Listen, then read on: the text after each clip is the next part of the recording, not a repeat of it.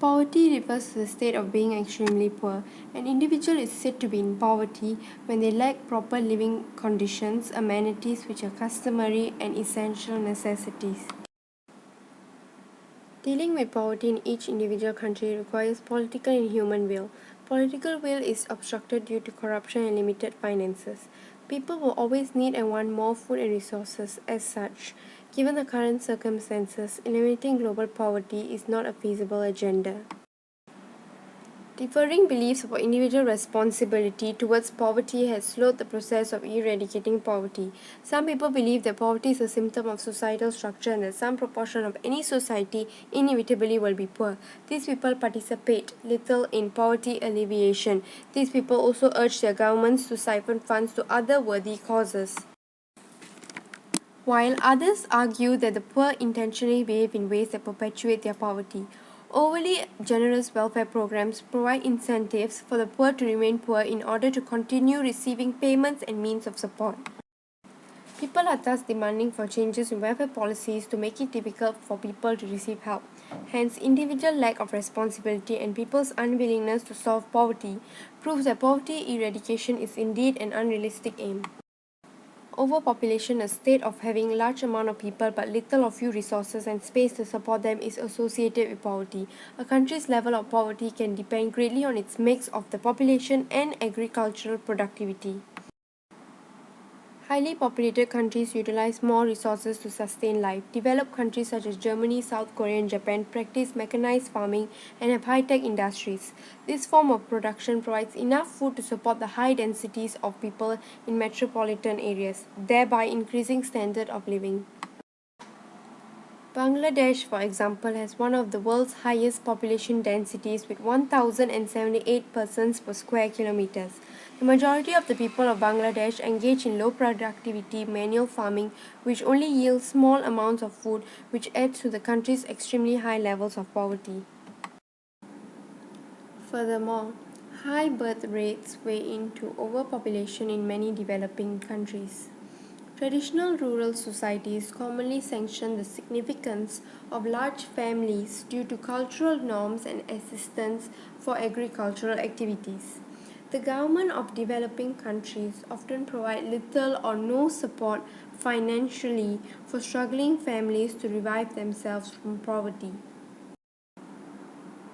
Lack of political support is also demonstrated in situations where there is desire to limit family sizes but face difficulties because they do not know or are unable to get contraception.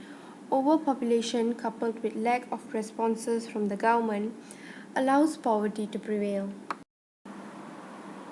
Education and poverty are inversely related.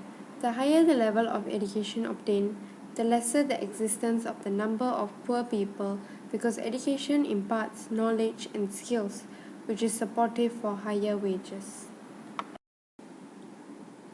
Pakistan has the second largest number of children out of schools among the world and has severe poverty with more than 60% of the population living on $2 a day. Male children in least developed countries such as Pakistan, Philippines, and India are considered as a source of income in the form of child labor, while girls are generally supportive to mothers in household activities and in caring for younger siblings. Besides, cultural norms inhibit girls from pursuing their education.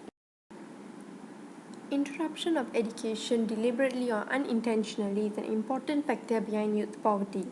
This in turn may act as a mechanism of intergenerational intensification of poverty, with limited education minimizing household incomes. Achieving basic necessities such as water, sanitation, food, shelter, and healthcare becomes a challenge for many.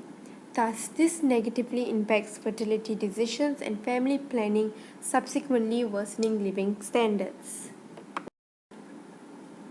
Governments in developing economies want to reduce poverty through education but in the cheapest possible manner, and that is why primary education is made compulsory for some developing nations. However, the effect upon poverty does not create significant impact towards elimination. Globalization has opened up many opportunities, especially in terms of trade, for developing countries to steer themselves out of poverty. With improved integration and interconnectedness between countries,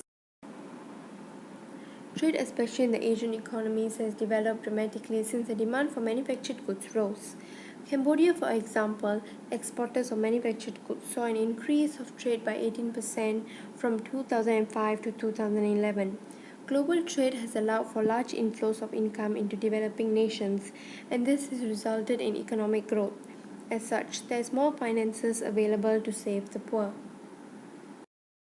The many causes of poverty still persist due to several complications accompanying them. We can lessen the effects of certain sources of poverty. One common way is through donating to the Red Cross or other poverty relief organizations, which is only a temporary relief to the people who are living in poverty. Unfortunately, there is no affirmative way to get rid of poverty for good due to prevailing resistance from humans. Nevertheless, we should not lose hope, for in the future, circumstances could change in favor of elimination of poverty.